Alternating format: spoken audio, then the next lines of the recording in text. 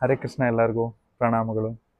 ಅನಿಯಂತ್ರಿತ ಮನಸ್ಸಿನಿಂದ ಉಂಟಾಗಬಹುದಾದ ಸಮಸ್ಯೆಗಳ ಕುರಿತು ನಾವು ಇವತ್ತು ಚರ್ಚೆ ಮಾಡೋಣ. ನಮ್ಮ ಜೇಬಿನಲ್ಲಿ 100 ರೂಪಾಯಿ ಇದೆ ಅಂತ ಅನ್ಕೊಳ್ಳೋಣ. ನಾವು ಇದೇ ರೀತಿ ಮಾರ್ಕೆಟ್ ಹೋದಾಗ 200 ರೂಪಾಯಿ ವಸ್ತುವನ್ನ ನಾವು ನೋಡ್ತೀವಿ. ನಮ್ಮ ಜೇಬಿನಲ್ಲಿ 100 ರೂಪಾಯಿ ಇದೆ ಅಂತ ಗೊತ್ತು, ಆದ್ರೂ ನಾವು ಆ 200 ರೂಪಾಯಿ ವಸ್ತುವನ್ನ ಖರೀದಿ ಮಾಡ್ಬಿಡ್ತೀವಿ. ಅದೇ ರೀತಿ ಎಷ್ಟೊಂದು ಸಲ ಸುಂದರವಾದ ಸೀರೆಯನ್ನು ಮಹಿಳೆಯರು ನೋಡ್ತಾರೆ ಹೊರಗಡೆ. ಆಗ ನೋಡಿದಾಗ ತಮ್ಮ ಮನೆಯಲ್ಲಿ ಸೀರೆಗಳು ಇರುತ್ತೆ, ಆದರೆ ಅಗತ್ಯವಿಲ್ಲದಿದ್ರೂ ಸಹ ಆ ಸುಂದರವಾದ ಸೀರೆಯನ್ನ ಖರೀದಿ ಮಾಡಿಬಿಡ್ತಾರೆ. ಎಲ್ಲೋ ಒಂದ್ ಕಡೆ ನಾವು ಯೋಚನೆ ಮಾಡಬೇಕು, ಮಹಿಳೆಯರೇ ಅಂತ ಅಲ್ಲ, ಪುರುಷರು ಅಂತ ಅಲ್ಲ. ನಮ್ಮ ಹತ್ರ ಅಗತ್ಯ ಇಲ್ಲದೆ ಇದ್ರೂ ಎಷ್ಟೊಂದು ಸಲಿ ನಾವು ಅಗತ್ಯವಿಲ್ದಿರೋಂಥ ವಸ್ತುಗಳಿಗೆ ನಾವು ಖರೀದಿ ಮಾಡಿಬಿಟ್ಟಿರ್ತೀವಿ. ಸರಳವಾಗಿ ಹೇಳಬೇಕು ಅಂದ್ರೆ ನಾವು ಮಹಿಳೆಯರಿಗೆ ಹೆಚ್ಚು ಆಕರ್ಷಿತವಾಗೋದೇನು? ಚಿನ್ನ ಮತ್ತೆ ಬಟ್ಟೆಗಳು. ಅದೇ ರೀತಿ ಪುರುಷರಿಗೂ ಸಹ ಕಾರು, ಬೈಕು, ಬಂಗಲೆ, ಈ ರೀತಿ ಹಲವಾರು ವಿಷಯ ಇದೆ. ಆದರೆ ನಾವೆಲ್ಲೋ ಒಂದ್ ಕಡೆ ಯೋಚನೆ ಮಾಡಬೇಕು, ಪ್ರತಿಯೊಬ್ಬ ವ್ಯಕ್ತಿಗೂ ತಮ್ಮದೇ ಆದ ಒಂದು ಗೀಲು ಇರುತ್ತದೆ ಅಲ್ವಾ? ಅದೇ ರೀತಿ ನಾವು ಹಿಂದಿನ ಶಾಸ್ತ್ರದ ಆಧಾರದ ಮೇಲೆ ಹೋಗ್ಬೇಕಾದ್ರೆ ಚಾವಾರಕ ಮುನಿ ಅಂತ ಒಬ್ರು ಇರ್ತಾರೆ. ಅವರು ಆಗಿನ ಕಾಲದಲ್ಲಿ ತುಂಬಾ ದೊಡ್ಡ ಮಹಾನ್ ಭೌತವಾದಿ ಆಗಿರ್ತಾರೆ. ಅವ್ರು ಏನ್ ಹೇಳ್ತಾರೆ ಅಂದ್ರೆ, ನಿಜವಾದ ಶ್ರೀಮಂತವಾಗಿರುವುದು ಅಥವಾ ನಿಜವಾಗ್ಲೂ ಶ್ರೀಮಂತರಾಗಿರುವುದು ಅಂದ್ರೆ ಏನಂದ್ರೆ ಶುದ್ಧವಾದ ತುಪ್ಪ ತಿನ್ನುವುದು ಅಂತ ಹೇಳ್ತಾ ಇದ್ರಂತೆ. ಅಂದ್ರೆ ಇಂದಿನ ತರ ಕಲಬೆರಕೆ ತುಪ್ಪ ತಿಂದು ಜೀವಿಸುವಂಥದ್ದಲ್ಲ. ಅಂದ್ರೆ ಈ ಶುದ್ಧವಾದ ತುಪ್ಪ ತಿನ್ನೋದಕ್ಕೆ ಭಿಕ್ಷೆನಾದ್ರೂ ಬೇಡಬಹುದು, ಸಾಲನಾದ್ರೂ ಮಾಡ್ಬೋದು, ಅಥವಾ ಕದಿಯದ ಬೇಕಾದ್ರೂ ಮಾಡ್ಬೋದು. ಈ ಶುದ್ಧವಾದ ತುಪ್ಪ ತಿನ್ನಕ್ಕೆ ನೀವು ಬೇಕಾದನ್ನು ಮಾಡಿ ಅಂತ ಈ ಚಾವರಕ ಮುನಿ ಹೇಳ್ತಾ ಇದ್ರಂತೆ. ಅಂದ್ರೆ ಇದರ ಅರ್ಥ ಏನಂದ್ರೆ, ನಮಗೆ ಬೇಕಾದದ್ದನ್ನು ನಾವು ಪಡೆಯಬೇಕು ಎಂದು ಮನೋಭಾವ. ಹೆಚ್ಚು ಕಡಿಮೆ ನಾವು ಯೋಚನೆ ಮಾಡಬೇಕು, ನಮ್ಮ ಇವಾಗಿನ ಜೀವನ ಶೈಲಿನೂ ಸಹ ಇದೇ ತರ ಇದೆ ಅಲ್ವಾ? ಇದಕ್ಕೊಂದು ಉದಾಹರಣೆ ತಗೊಳ್ಳೋಣ. ನಮ್ಮ ನಾರಾಯಣ್ ಪದ್ಮನಾಭರ ಪ್ರಭುಗಳು ಯಾವಾಗೂ ಒಂದು ಉದಾಹರಣೆ ಕೊಡ್ತಾ ಇರ್ತಾರೆ. ಏನಂದ್ರೆ, ಅವರು 1998ರಲ್ಲಿ ತಮ್ಮ ಇಂಜಿನಿಯರಿಂಗ್ ಅಧ್ಯಯನವನ್ನು ಮುಗಿಸ್ತಾರೆ. ಆದ್ಮೇಲೆ ಅವ್ರಿಗೊಂದು ಕೆಲಸ ಸಿಗುತ್ತೆ. ಆ ಕೆಲ್ಸಕ್ಕೆ ಸೇರಿದ ನಂತರ ಅವರ ಕಂಪನಿಯವರು ಸಾಲ ಬೇಕಾದ್ರೆ, ನಿಮಗೆ ಬೇಕಾಗಿರೋಂಥ ವಸ್ತು ಪಡೆಯೋದಕ್ಕೆ ನಿಮಗೆ ಸಾಲ ಬೇಕಾದ್ರೆ ನಾವು ನಿಮ್ಗೆ ನೆರವು ಅಥವಾ ಸಹಾಯ ಮಾಡ್ತೀವಿ ಅಂತ ಹೇಳ್ತಾರಂತೆ. ಇದನ್ನ ತಿಳ್ಕೊಂಡು ಬಂದಂತ ಪ್ರಭುಗಳು ಬಂದು ಮನೆಗೆ ಬರ್ತಾರಂತೆ. ಅವ್ರಿಗೆ ದ್ವಿಚಕ್ರ ವಾಹನ ಇರ್ಲಿಲ್ಲಂತ ಅವಾಗ. ಆ ದ್ವಿಚಕ್ರ ವಾಹನ ತಗೊಳ್ಬೇಕು ಅನ್ನೋ ಒಂದು ಇಚ್ಛೆಯನ್ನ ಅವರು ತಂದೆಯ ಮುಂದೆ ವ್ಯಕ್ತಪಡಿಸ್ತಾರಂತೆ. ಅಪ್ಪ, ನನ್ಗೆ ಈ ತರ ದ್ವಿಚಕ್ರ ವಾಹನ ತಗೊಳ್ಬೇಕು ಅಂತ ಅನ್ನಿಸ್ತಾ ಇದೆ, ನಾನು ಈ ತರ ನಮ್ಮ ಕಂಪನಿಯಲ್ಲಿ ಸಾಲ ಕೊಡ್ತಾರೆ ಅಂತ ಹೇಳಿದ್ರಂತೆ. ಆಗ ಪ್ರಭುಗಳು ಅವ್ರ ತಂದೆ ಕೇಳಿದ್ರಂತೆ, ನೋಡಪ್ಪ, ನಿನ್ನ ಹತ್ರ ಇವಾಗ ಹಣ ಇಲ್ಲ, ಏನ್ ಮಾಡ್ತೀನಿ ಅಂದ್ರೆ, ಕಂಪನಿಯವ್ರು ಹೇಗಿದ್ರು ಸಾಲ ಕೊಡ್ತಾ ಇದ್ರಲ್ಲಪ್ಪ, ಅವ್ರು ಹೇಳಿದ್ರಲ್ಲ, ನಾನು ಈಗ ತಾನೇ ಹೇಳಿದ್ನಲ್ಲ ಅಂತ ಪ್ರಭುಗಳು ಹೇಳಿದ್ರಂತೆ. ಆಗ ಪ್ರಭುಗಳು ಅವ್ರ ತಂದೆ ಹೇಳಿದ್ರಂತೆ, ನೀನು ಏನಾದ್ರೂ ಮಾಡು ಜೀವನದಲ್ಲಿ, ಸಾಲವನ್ನು ಮಾತ್ರ ಎಂದಿಗೂ ಸಹ ತಗೊಳ್ಬೇಡ ಅಂತ ಹೇಳಿದ್ರಂತೆ. ಆದ್ರೆ ಹೆಚ್ಚಿನ ನಾವು ಇದಕ್ಕೆ ಕಂಟಿನ್ಯೂ ಆಗಿ ನಾವು ಒಂದು ಉದಾಹರಣೆ ಅಥವಾ ಒಂದು ಒಗಟನ್ನು ನಾವು ಅಥವಾ ಒಂದು ಯಾವುದಾದ್ರೂ ಪ್ರಸಿದ್ಧಿವಾದ ಒಂದು ಮಾಹಿತಿ ಅಥವಾ ಒಂದು ಬಾಯಿ ಮಾತು ತಗೊಳ್ಬೇಕು ಅಂದ್ರೆ, ನಮ್ಮ ಕಾಲುಗಳನ್ನು ಹಾಸಿಗೆ ಇದ್ದಷ್ಟೇ ಚಾಚಬೇಕು ಅಂತ ಹಿಂದಿನ ಕಾಲದಲ್ಲೆಲ್ಲ ಹೇಳ್ಕೊಂಡ್ ಬರ್ತಾ ಇದ್ರಲ್ಲ, ಇದೇ ಪ್ರಭುಗಳು ಅವರ ತಂದೆ ಕೂಡ ಪ್ರಭುಗಳು ಹೇಳಿದ್ರಂತೆ. ಸೊ ಬೇರೆ ರೀತಿಲಿ ಇದನ್ನ ನಾವು ಅರ್ಥ ಮಾಡ್ಕೋಬೇಕು ಅಂದ್ರೆ, ಒಬ್ಬರು ತಮ್ಮ ಸಾಮರ್ಥ್ಯಕ್ಕೆ ತಕ್ಕಂತೆ ಬದುಕಬೇಕು, ಹೌದಲ್ವಾ? ಆದ್ರೆ ಇತ್ತೀಚಿನ ದಿನಗಳಲ್ಲಿ ಏನಾಗ್ತಾ ಇದೆ ಅಂದ್ರೆ, ಸಾಲ ತಗೊಳ್ದಿರೋದು ಹಳೆಯ ಶೈಲಿ ಅಂತ ಪರಿಗಣಿಸ್ಬಿಡುತ್ತೆ. ಅಂದ್ರೆ ಇವನು ಸಾಲ ತಗೊಳ್ತಾ ಇಲ್ಲಪ್ಪ, ಇವನು ಹಿಂದಿನ ಕಾಲದವನು, ಈ ತರ ಡೈರೆಕ್ಟ್ ಆಗಿ ನಮ್ಮನ್ನ ಪರಿಗಣಿಸ್ಬಿಡ್ತಾರೆ. ಅಂದ್ರೆ ಹೆಚ್ಚು ಕಡಿಮೆ ಅರ್ಥ ಮಾಡ್ಕೋಬೇಕು ಅಂದ್ರೆ, ಇಂದಿನ ಜೀವನ ಶೈಲಿ ಹೇಗಿದೆ ಅಂದ್ರೆ, ಹಾಸಿಗೆ ಇದ್ದಷ್ಟು ಕಾಲ್ ಚಾಚಬೇಕು ಆ ತರ ಅಲ್ಲ, ನಿಮ್ಮ ಹಾಸಿಗೆ ಬಿಟ್ಟು ಹಾಸಿಗೆಯಿಂದ ಹೊರಗಡೆ ಕಾಲ್ ಚಾಚಬೇಕು ಅನ್ನೋ ತರ ಈಗಿನ ಜೀವನ ಶೈಲಿ ಆಗ್ಬಿಟ್ಟಿದೆ. ಅದು ಅವರು ಅನೇಕ ಸಾಲಗಳನ್ನ ತಗೊಂಡ್ಬಿಡ್ತಾರೆ. ಮತ್ತೆ ತಮ್ಮ ಜೀವನ ಏನಾಗುತ್ತೆ ಹೇಳಿ, ಅದನ್ನ ಮತ್ತೆ ಮರುಪಾವತಿಸಲು ತಾವು ಒತ್ತಡವನ್ನ ತಗೊಂಡು ಅನುಭವಿಸ್ಬೇಕಾಗಿ ಅವ್ರು ಬರ್ತಾನೆ ಇರುತ್ತೆ. ಯಾಕಂದ್ರೆ ಸಾಲವನ್ನು ಜಾಸ್ತಿ ತಗೊಂತಾರೆ, ಮರುಪಾವತಿ ಬರ್ತಾ ಇರುತ್ತೆ. ಅಯ್ಯೋ, ಮತ್ತೆ ನಾನು ಸಾಲ ತೀರಿಸ್ಬೇಕಲ್ವಲ್ಲಪ್ಪ, ಇಷ್ಟೊಂದಾಗಿದೆ ಅಲ್ಲ ಅಂತ ಮತ್ತೆ ಇದೇ ವ್ಯಕ್ತಿ ಯೋಚನೆ ಮಾಡ್ತಾನೆ. ಈಗ ಆಗಿದೆ ನಮ್ಮ ಜೀವನ ಶೈಲಿ. ಆದ್ರೆ ಈ ಕಲಿಯುಗದಲ್ಲಿ ಎಲ್ಲರಿಗೂ ಏನಾಗ್ತಿದೆ ಅಂದ್ರೆ, ಹೆಚ್ಚು ಹಣ ಹೊಂದಿರುವಂತ ವ್ಯಕ್ತಿ ಶ್ರೇಷ್ಠವಾಗಿರುವಂತವನು ಅಂತ ಪರಿಗಣಿಸ್ಬಿಡ್ತಾರೆ.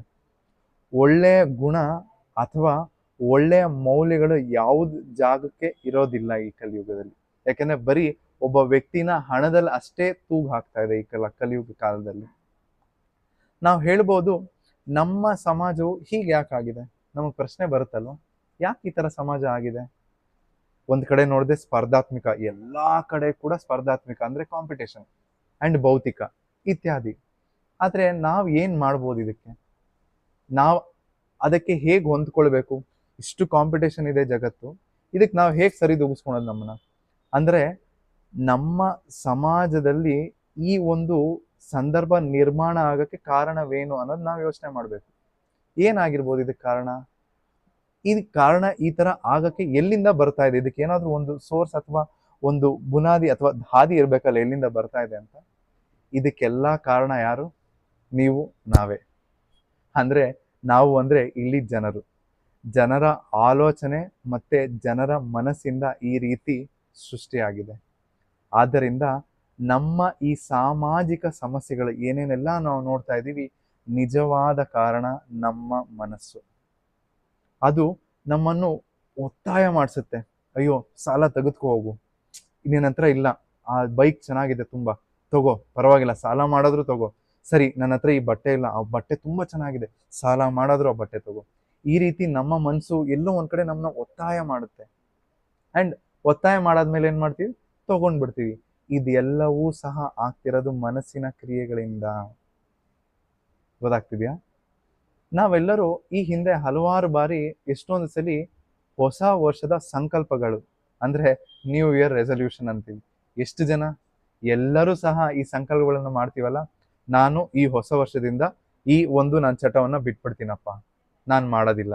ಅಥವಾ ನಾನು ಈ ಒಂದು ಹೊಸ ವರ್ಷದಿಂದ ಇದನ್ನ ನಾನು ಚೆನ್ನಾಗಿ ಕಲ್ತ್ಕೋತೀನಿ, ಹೊಸ ವರ್ಷದಿಂದ ಚೆನ್ನಾಗಿ ಓದ್ತೀನಿ. ಈ ತರ ಹಲವಾರು ಸಂಕಲ್ಪಗಳನ್ನ ನಮ್ಮ ಮೇಲೆ ನಾವು ಹಾಕೊಳ್ತೀವಲ್ಲ.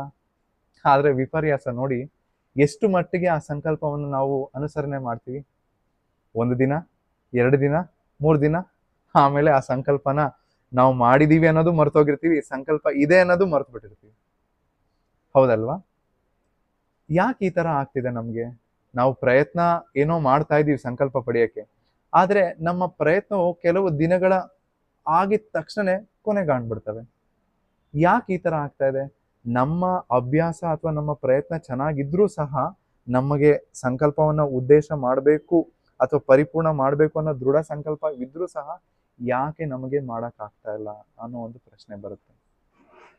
ಇದನ್ನ ಹೇಳ್ಬೇಕು, ಇದ್ರ ಬಗ್ಗೆ ನಾವು ಚರ್ಚೆ ಮಾಡ್ಬೇಕು ಅಂದ್ರೆ 50 ವರ್ಷಗಳ ಹಿಂದೆ ನಾವು ಸರಳವಾಗಿ ಯೋಚನೆ ಮಾಡೋಣ.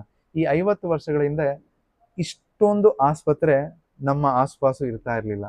ಇವಾಗ ನೋಡಿದ್ರೆ ಪ್ರತಿ ಒಂದು ರೋಡಿನಲ್ಲೂ ಸಹ ಮಲ್ಟಿ ಸ್ಪೆಷಾಲಿಟಿ ಹಾಸ್ಪಿಟಲ್ ಬರ್ತಾ ಇರುತ್ತೆ. ನೋಡಿದಿರಾ? ಅಂಡ್ ಎಷ್ಟು ಹಾಸ್ಪಿಟಲ್ಸ್ ಅಂದ್ರೆ ನಾವು ಲೆಕ್ಕ, ಮುಂಚೆ ಆದ್ರೆ ನಾವು ಎಷ್ಟೊಂದು ದೇವಸ್ಥಾನಗಳನ್ನ ನೋಡ್ತಾ ಇದ್ವಿ, ಈಗ ದೇವಸ್ಥಾನ ಬದಲಿಗೆ ಹಲವಾರು ಹಾಸ್ಪಿಟಲ್ಗಳನ್ನ ನೋಡ್ತಾ ಇದೀವಿ ಅಲ್ವಾ? ಅಂಡ್ ಈ ಒಂದು ಹಾದಿಲ್ ನೋಡ್ಬೇಕು ಅಂದ್ರೆ ನಮಗೆ ಇರುವಂತ ಈ ಕಾಲದಲ್ಲಿ ಎಲ್ಲಾ ಜನರಿಗೆ ಮೊದ್ಲು ಏನಿರ್ತಾ ಇತ್ತು? ನೆಮ್ಮದಿ, ಶಾಂತಿ ಎಲ್ಲ ಇರ್ತಾ ಇತ್ತು. ಇವಾಗಿನ ಜನರಿಗೆ ಏನಾಗ್ತಿದೆ? BP ಇರ್ತಾ ಇದೆ, ಡಯಾಬಿಟಿಸ್ ಇರ್ತಾ ಇದೆ, ವಿಟಮಿನ್ B12 ಡಿಫಿಷಿಯನ್ಸಿ ಇರ್ತಾ ಇದೆ, ವಿಟಮಿನ್ D ಡಿಫಿಷಿಯನ್ಸಿ ಇರ್ತಾ ಇದೆ. ಜನರನ್ನ ಎಲ್ಲ ಹುಡುಕಿದ್ರೆ, ಪ್ರಭು ನನಗೆ BP ಇದೆ, ಪ್ರಭು ನಂಗೆ ಡಯಾಬಿಟಿಸ್ ಇದೆ, ಅಯ್ಯೋ ವಿಟಮಿನ್ B12 ಡಿಫಿಷಿಯನ್ಸಿ ಆಗ್ಬಿಟ್ಟಿದೆ ಪ್ರಭು, ವಿಟಮಿನ್ ಡಿನೇ ಸಿಗ್ತಾ ಇಲ್ಲ ಪ್ರಭು. ಈ ರೀತಿ ಎಲ್ಲರಿಗೂ ತಮ್ಮ ಆರೋಗ್ಯದಲ್ಲಿ ಸಮಸ್ಯೆಗಳು ಹೆಚ್ಚಾಗ್ತಾ ಇದೆ, ಆಸ್ಪತ್ರೆಗಳು ಹೆಚ್ಚಾಗ್ತಾ ಇದೆ. ಆದ್ರೆ ಇದೆಲ್ಲ ಆಗಕ್ಕೆ ಕಾರಣ ಏನು? ಮುಖ್ಯವಾಗಿ ಜನರು ಯಾವಾಗಲೂ ಸಹ ಗೊಂದಲಕ್ಕೆ ಒಳಗಾಗಿರ್ತಾರೆ ಮತ್ತು ಯಾವಾಗಲೂ ಸಹ ಆತಂಕದಿಂದ ತುಂಬಿರ್ತಾರೆ. ಹಿಂದಿನ ತಲೆಮಾರಿನವರಾದ್ರೆ ತಾವು ರಿಟೈರ್ಮೆಂಟ್ ಅಂದ್ರೆ ನಿವೃತ್ತ ಆದ್ಮೇಲೆ ಸ್ವಂತ ಮನೆ ಕಟ್ಟೋದು ಅಥವಾ ಸ್ವಂತ ಮನೆಯನ್ನು ಹೊಂದೋದು ಕಷ್ಟಕರವಾಗಿರ್ತಾ ಇತ್ತು.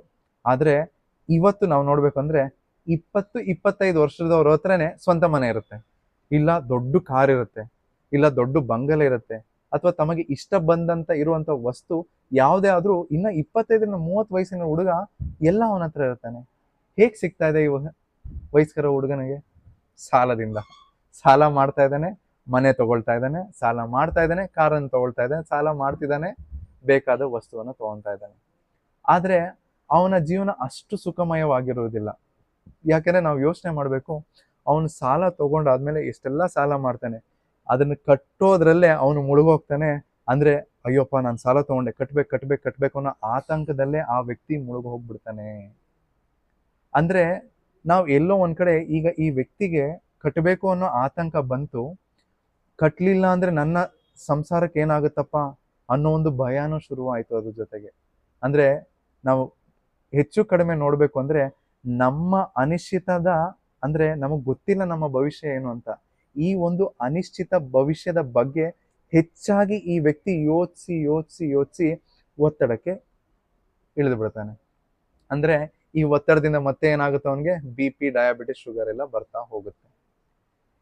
ನಾವು ನಿರಂತರವೂ ಈ ಆತಂಕದಿಂದ ಇರುವಂತ ಮನಸ್ಸು, ಮತ್ತೆ ಈ ದೈಹಿಕದಲ್ಲಿ ಒತ್ತಡ, ಇದೆಲ್ಲ ಬರ್ತಾ ಇರೋದು ಈ ಮನಸ್ಸಿನ ಆತಂಕದಿಂದ, ಅಥವಾ ಈ ಎಲ್ಲದಕ್ಕೂ ಕೇಂದ್ರ ಬಿಂದು ಅಂದ್ರೆ ಮನಸ್ಸಂತ ಹೇಳ್ಬೋದು ನಾವು.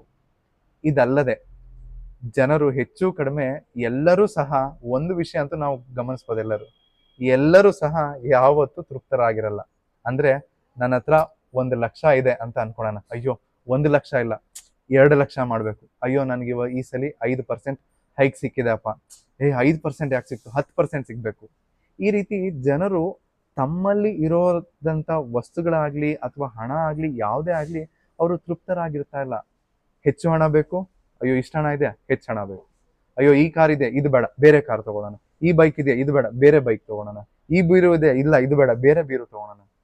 ಈ ರೀತಿ ಹೆಚ್ಚು ಕಡಿಮೆ ತಮಗಿರೋ ಯಾವುದೇ ವಸ್ತುಗಳಾಗ್ಲಿ ತೃಪ್ತರಾಗೇ ಇಲ್ಲ ಈ ಜನ, ಯಾವುದು ಈ ಕಲಿಯುಗದಲ್ಲಿ ಎಲ್ಲ ನಾವು ನೋಡ್ತಾ ಇರ್ಬೋದು. ಹಾಗೆ ಜನರ ಯಾವಾಗೂ ಸಹ ಏನ್ ಮಾಡ್ತಾರೆ ಅಂದ್ರೆ ಉತ್ತಮ ಸಂಬಳ ಪಡಿಬೇಕು ಅನ್ನೋದೇ ಅವರ ಆಲೋಚನೆಯಲ್ಲಾಗಿರುತ್ತೆ.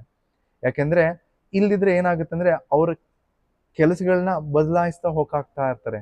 ಅಂದ್ರೆ ಸರಳವಾಗಿ ಹೇಳ್ಬೇಕಂದ್ರೆ ಒಬ್ಬನಿಗೆ ಒಂದಷ್ಟು ಸಂಬಳ ಅವನು ಜೀವನ ನಡ್ಸಕ್ಕೆ ಬರ್ತಾ ಇರುತ್ತೆ, ಅವನು ಏನ್ ಮಾಡ್ತಾನೆ ಬೇರೆಯವನ್ನ ನೋಡ್ತಾನೆ, ಇವನು ನನಗಿನ ಸಂಬಳ ಜಾಸ್ತಿ ಇದೆಲ್ಲ, ಸರಿ ನಾನು ಈ ಉದ್ಯೋಗ ಬಿಟ್ಟು ಬೇರೆ ಉದ್ಯೋಗಕ್ಕೆ ಹೋಗ್ತೀನಿ, ಇನ್ನೂ ಜಾಸ್ತಿ ಸಂಬಳ ತಗೋತೀನಿ. ಈ ರೀತಿ ಅವನು ಮಾಡ್ತಿರ್ತಾನೆ. ಈ ರೀತಿ 1 ಅಲ್ಲ 2 ಅಲ್ಲ 3 ಅಲ್ಲ 4ರಿಂದ 5 ಉದ್ಯೋಗ ಒಂದೇ ವರ್ಷದಲ್ಲಿ ಚೇಂಜ್ ಮಾಡ್ಬಿಡ್ತಾರೆ. ಇದನ್ನೆಲ್ಲ ನಾವು ಸಮಾಜದಲ್ಲಿ ಇವಾಗ ನೋಡ್ತಾ ಇದೀವಲ್ಲ. ಎಸ್ಪೆಷಲಿ ನಾವು ನೋಡ್ಬೇಕಂದ್ರೆ ಇಂದಿನ ಕಾಲದ ಯುವಕರು ಒಂದೇ ವರ್ಷದಲ್ಲಿ 3ರಿಂದ 4 ಉದ್ಯೋಗಗಳನ್ನ ಬದಲಾಯಿಸ್ತಾರೆ. ಇದಕ್ಕೆಲ್ಲ ಕಾರಣ ಏನು? ಕೆಲಸದ ಅತೃಪ್ತಿ. ಇನ್ನ ಫೇಮಸ್ ವರ್ಡ್ ಅಲ್ಲಿ ಹೇಳ್ಬೇಕು ಅಂದ್ರೆ ಜಾಬ್ ಡಿಸ್ಸ್ಯಾಟಿಸ್ಫ್ಯಾಕ್ಷನ್ ಅಂತ ಅರ್ಥ. ಎಷ್ಟು ಜನ ತಮ್ಮ ದಾಂಪತ್ಯ ಜೀವನದಲ್ಲಿ, ಇದು ಉದ್ಯೋಗದಲ್ಲಾದ್ರೆ ನಮ್ಮ ದಾಂಪತ್ಯ ಜೀವನದಲ್ಲಿ ಸಂತೋಷವಾಗಿರ್ತಾರೆ, ಗಂಡನಿಂದ ಸಂತೋಷವಾಗಿರಲ್ಲ, ಹೆಂಡತಿಯಿಂದ ಸಂತೋಷವಾಗಿರಲ್ಲ. ಅದಕ್ಕೋಸ್ಕರನೇ ಇವಾಗೆಲ್ಲ ಏನಾಗ್ತಿದೆ, ವಿಚ್ಛೇದನದ ಸಂಖ್ಯೆ ಜಾಸ್ತಿ ಆಗ್ತಾ ಹೋಗ್ತಾ ಇದೆ. ಯಾಕಂದ್ರೆ ಗಂಡದಿಂದ ಆಗ್ಲಿ ಹೆಂಡತಿ ಕಡೆಯಿಂದ ಆಗ್ಲಿ ಇಬ್ಬರೂ ಸಹ ಒಬ್ಬರಿಗೊಬ್ರು ತೃಪ್ತರಾಗ್ತಾ ಇಲ್ಲ. ಯಾಕೆ ಇದಕ್ಕೆ ಕಾರಣ? ಏನಾದ್ರು ಕಾರಣ ಇರ್ಬೇಕಲ್ಲ. ಗಂಡನಿಗೆ ಹೆಂಡತಿಯ ಮೇಲೆ ಉತ್ತಮವಾದ ನಿರೀಕ್ಷೆ, ಹೆಂಡತಿಗೆ ಗಂಡನ ಮೇಲೆ ಉತ್ತಮವಾದ ನಿರೀಕ್ಷೆ. ಅಂದ್ರೆ ಇಬ್ರು ಸಹ ಎಕ್ಸ್ಪೆಕ್ಟೇಷನ್ ಮಾಡ್ಕೊಂಡೇ ಹೋಗ್ತಾ ಇದ್ರೆ ಜಾಸ್ತಿ ಪಟ್ಟಿ ಮುಂದುವರಿಬಹುದು. ಆದ್ರೆ ನಾವು ಇದರಲ್ಲಿ ಗಮನಿಸಬೇಕಾದ ಮುಖ್ಯವಾದ ಅಂಶ ಏನಂದ್ರೆ, ನಮ್ಮ ಮನಸ್ಸು ನಮಗೆ ವಿವಿಧವಾದ ರೀತಿಯಲ್ಲಿ ಹಂತವಾಗಿ ತೊಂದರೆ ಕೊಡ್ತಾ ಹೋಗುತ್ತೆ. ಮನಸ್ಸು ನಮ್ಮನ್ನ ಮೇಲಕ್ಕೂ ಎತ್ಬೋದು ಅಥವಾ ಕೆಳಕ್ಕೂ ಇಳಿಸ್ಬೋದು. ನಾವು ಶಾಸ್ತ್ರದ ಆಧಾರ ತಗೊಂಡ್ರೆ ಭಗವದ್ಗೀತೆಯಲ್ಲಿ ಶ್ರೀಕೃಷ್ಣ 6ನೇ ಅಧ್ಯಾಯ 5ನೇ ಶ್ಲೋಕದಲ್ಲಿ ಹೇಳ್ತಾರೆ, ಉದ್ಧರೇದಾತ್ಮನಾತ್ಮಾನಂ ನಾತ್ಮಾನಂ ಅವಸಾದಯೇ ಆತ್ಮೈವ ಹಿ ಆತ್ಮನೋ ಬಂಧುರ್ ಆತ್ಮೈವ ರಿಪುರಾತ್ಮನಾ. ಅಂದ್ರೆ ಕೃಷ್ಣ ಏನ್ ಹೇಳ್ತಾನೆ, ಒಬ್ಬ ವ್ಯಕ್ತಿ ತನ್ನ ಸ್ವಂತ ಮನಸ್ಸಿನ ಸಹಾಯದಿಂದ ತನ್ನನ್ನು ತಾನು ಮೇಲಕ್ಕೆತ್ತಿಕೊಳ್ಳಬಹುದು ಮತ್ತು ತನ್ನನ್ನು ತಾನು ಕೆಳಕ್ಕೆ ಇಳಿಸಿಕೊಳ್ಳಬಾರದು. ಅಂದ್ರೆ ಕೃಷ್ಣ ಸರಳವಾಗಿ ಹೇಳ್ತಾ ಇದ್ದಾರೆ, ನಮ್ಮ ಮನಸ್ಸಿನ ಸಹಾಯದಿಂದ ನಾವು ನಮ್ಮನ್ನ ಮೇಲೆತ್ಕೊಳ್ಬೇಕು, ಆದ್ರೆ ನಮ್ಮ ಮನಸ್ಸಿನ ಸಹಾಯದಿಂದ ನಮ್ಮನ್ನ ನಾವು ಕೆಳಗೆ ಹಾಕೊಳ್ಳಬಾರದು. ಅಂದ್ರೆ ಇದನ್ನ ಅರ್ಥ ಮಾಡ್ಕೊಳ್ಬೇಕು ಅಂದ್ರೆ, ನಿಯಂತ್ರಿತ ಮನಸ್ಸು ನಮ್ಮ ಮಿತ್ರನಾಗಿರುತ್ತದೆ ಯಾವತ್ತು, ಅನಿಯಂತ್ರಿತ ಮನಸ್ಸು ನಮ್ಮ ಶತ್ರು. ಮತ್ತೆ ಹೇಳ್ತೀನಿ, ನೆನ್ಪಿಟ್ಕೊಳ್ಳಿ, ನಿಯಂತ್ರಿತವಾಗಿರುವಂತ ಮನಸ್ಸು ನಮ್ಮ ಮಿತ್ರ, ಫ್ರೆಂಡ್ ಇದ್ದ ಹಾಗೆ. ಅನಿಯಂತ್ರಿತ ಮನಸ್ಸು ನಮ್ಮ ಶತ್ರು ಇದ್ದ ಹಾಗೆ, ಎನಿಮಿ ತರ. ಯಾಕೆಂದ್ರೆ ಯಾರು ತನ್ನ ಮನಸ್ಸನ್ನು ಗೆಲ್ತಾನೋ ಅವನು ಶಾಂತಿಯುತ ಮತ್ತು ಸಮಚಿತ್ತದಿಂದ ತನ್ನ ಜೀವನದಲ್ಲಿ ಇರಬಹುದು. ಅಂದ್ರೆ ಅವನು ಜೀವನದಲ್ಲಿ ಎಂತ ಏರಿಳಿತ ಬರ್ಲಿ ಯಾವುದಕ್ಕೂ ಸಹ ತೊಂದರೆಗೆ ಒಳಗಾಗುವುದಿಲ್ಲ. ನಮ್ಮ ಮುಂದಿನ ಜನ್ಮದ ಮರಣದ ಸಮಯದಲ್ಲೂ ಸಹ ನಮ್ಮ ಮನಸ್ಸ ಸ್ಥಿತಿಯನ್ನ ಅವಲಂಬಿಸಿರುತ್ತೆ ತಂದೆ. ನೋಡಿ, ಈ ಮನಸ್ಸು ಇಷ್ಟೆಲ್ಲ ನಮಗ್ ತೊಂದರೆ ಕೊಡ್ತಾ ಇದೆ, ಕೃಷ್ಣ ಹೇಳ್ದಂಗೆ ಮನಸ್ಸನ್ನ ನಾವು ಹಿಡಿತದಲ್ಲಿ ಇಟ್ಕೊಂಡು ಅಥವಾ ನಾವು ಸ್ಥಿಮಿತದಲ್ಲಿ ಇಟ್ಕೊಂಡ್ರೆ ಅದು ನಮ್ಮ ಮಿತ್ರ ಆಗುತ್ತೆ, ಇಲ್ದಿದ್ರೆ ಶತ್ರು ಆಗುತ್ತೆ. ಇದನ್ನ ನಾವು ತಿಳ್ಕೊಂಡ್ವಿ. ಆದ್ರೆ ಈ ಮನಸ್ಸು ಎಷ್ಟು ಪ್ರಬಲವಾದದ್ದು ಅಂದ್ರೆ ಕೃಷ್ಣ ಇದಕ್ಕೂ ಸಹ ಹೇಳಿದಾನೆ ಭಗವದ್ಗೀತೆಯಲ್ಲಿ, ನಮ್ಮ ಮುಂದಿನ ಜೀವನದ ಅಥವಾ ಮುಂದಿನ ಜನ್ಮದ ದೇಹ ಯಾವ ರೀತಿ ಪಡಿತೀವಿ ಅಂದ್ರೆ ಅದು ನಮ್ಮ ಮನಸ್ಸಿನ ಮೇಲೆ, ಅಥವಾ ನಾವು ಕೊನೆ ಕ್ಷಣದಲ್ಲಿ ನಮ್ಮ ಮನಸ್ಸಿಂದ ಬರುವಂತ ಆಲೋಚನೆ ಯಾವ್ದಿರುತ್ತಲ್ಲ ಅದ್ರ ಮುಖಾಂತರ ಕೇಂದ್ರ ಬಿಂದು ಆಗಿರುತ್ತಂತೆ. ಅಂದ್ರೆ ಭಗವದ್ಗೀತೆ 8ನೇ ಅಧ್ಯಾಯ 6ನೇ ಶ್ಲೋಕದಲ್ಲಿ ಕೃಷ್ಣ ಮನಸ್ಸನ್ನು ನಿಯಂತ್ರಿಸಲು ಮತ್ತೊಂದು ಪ್ರಮುಖ ಕಾರಣವನ್ನು ನೀಡುತ್ತಾನೆ. ಅಂದ್ರೆ ಇದೇ ಕಾರಣ. ಶ್ಲೋಕ ಏನಂದ್ರೆ, ಯಂ ಯಂ ವಾಪಿ ಸ್ಮರಂ ಭಾವಂ ತ್ಯಜತಿ ಅಂತೆ ಕಲೇವರಂ ತಂ ತಂ ಏವೈತಿ ಕೌಂತೆಯ ಸದಾ ತದ್ಭಾವ ಭಾವಿತಾ. ಅಂದ್ರೆ ಓ ಕುಂತಿಯ ಪುತ್ರನೇ, ಒಬ್ಬ ವ್ಯಕ್ತಿಯು ತನ್ನ ದೇಹವನ್ನು ಬಿಡುವಾಗ ಯಾವ ಜೀವನದ ಸ್ಥಿತಿಯನ್ನು ನೆನಪಲ್ಲಿ ಇಟ್ಟುಕೊಳ್ತಾನೋ ಆ ಸ್ಥಿತಿಯನ್ನು ಅವನು ಖಂಡಿತವಾಗಿ ಪಡೆಯುತ್ತಾನೆ. ಅಂದ್ರೆ ಯೋಚನೆ ಮಾಡಿ, ಒಬ್ಬ ಸಾಯುವಂತ ವ್ಯಕ್ತಿ ತನ್ನ ಮನಸ್ಸು ಅಂದ್ರೆ ಅವನು ಸಾಯೋ ಸ್ಥಿತಿಲಿ ಯಾವ ಒಂದು ಆಲೋಚನೆ ಅವನಿಗೆ ಬರುತ್ತಲ್ಲ ಆ ಒಂದು ದೇಹ ಮುಂದಿನ ಜನ್ಮದಲ್ಲಿ ಪಡಿತಾನಂತೆ. ನೋಡಿ, ಮನಸ್ಸನ್ನೋದು ಎಷ್ಟು ಒಂದು ಮುಖ್ಯವಾದ ಕೇಂದ್ರ ಬಿಂದು ಆಗಿದೆ ನಮ್ಮ ಜೀವನದಲ್ಲಿ. ಅಂದ್ರೆ ಇಲ್ಲಿ ಕೃಷ್ಣ ಏನ್ ಹೇಳ್ತಿದ್ದಾನೆ ಅಂದ್ರೆ, ಸ್ಮರಣಂ ಎಂದ್ರೆ ನೆನಪು ಅಂತ ಅರ್ಥ. ಸಾವಿನ ಸಮಯದಲ್ಲಿ ನಾವು ಏನನ್ನ ನೆನಪು ಇಟ್ಟುಕೊಂಡು ಅಥವಾ ಏನು ನಮಗ್ ನೆನಪು ಬರುತ್ತಲ್ಲ ಅದೇ ಪ್ರಕಾರ ನಾವು ಮುಂದಿನ ಜನ್ಮದ ದೇಹವನ್ನು ಪಡಿತೀವಂತೆ. ಸರಳವಾಗಿ ಹೇಳ್ಬೇಕಂದ್ರೆ ನಮ್ಗೆಲ್ಲರಿಗೂ ನಾಯಿ ಅಷ್ಟೇ ಅಲ್ಲ, ನಮ್ಮ ಮನೇಲೆಲ್ಲ ನಾಯಿ ಇರುತ್ತಲ್ಲ, ನಾವು ನಮ್ಮ ಕೊನೆಯ ಸಮಯದಲ್ಲಿ ಇನ್ನೇನ್ ನಾವು ಸಾಯ್ತಾ ಇರ್ತೀವಿ, ಅವಾಗ ನಾವೇನಾದ್ರೂ ನಮ್ಮ ನಾಯಿನ ನಾವು ನೆನಪು ಮಾಡ್ಕೊಂಡ್ರೆ ಮುಂದಿನ ಜನ್ಮದಲ್ಲಿ ನಾಯಿ ದೇಹವನ್ನು ಪಡಿತೀವಿ. ನೋಡಿ, ಎಷ್ಟು ಮನಸ್ಸನ್ನೋದು ನಮ್ಮ ಜೀವನದಲ್ಲಿ ಮುಖ್ಯವಾದಂತ ಪಾತ್ರ ವಹಿಸ್ತಾ ಇದೆ.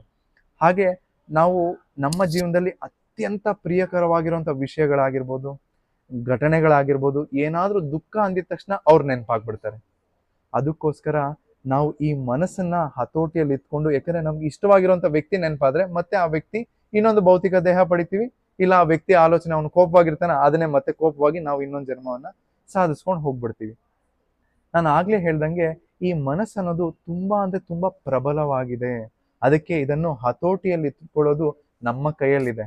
ಆದ್ರೆ ಹತೋಟಿಯಲ್ಲಿ ನಾವು ಇಟ್ಕೊಳ್ಬೋದಾ, ಇಟ್ಕೊಳಕ್ ಆಗುತ್ತಾ ಅನ್ನೋದನ್ನ ನಾವು ಮುಂದಿನ ವಿಡಿಯೋಲಿ ಚರ್ಚಿಸೋಣ. ಇಷ್ಟಕ್ಕೆ ಇಲ್ಲಿ ಮುಗಿಸ್ತಾ ಇದ್ದೀನಿ. ಹರೇ ಕೃಷ್ಣ.